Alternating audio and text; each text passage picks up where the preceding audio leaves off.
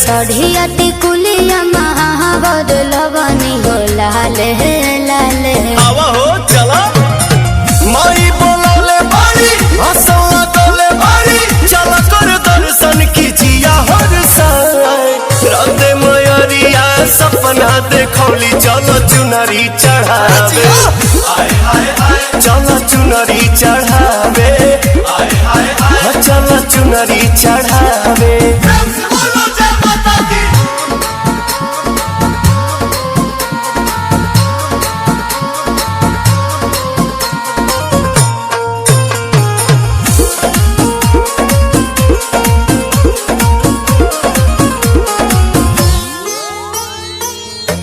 काला सारा खायल दियारी जगमग जाता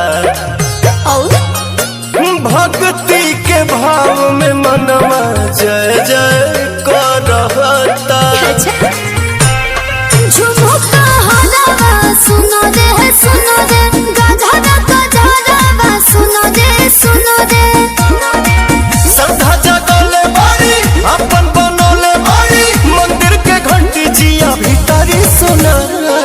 जियारा में जोगन के जोगवा जगौली चलो चुनरी चढ़ावे चलो चुनरी चढ़ावे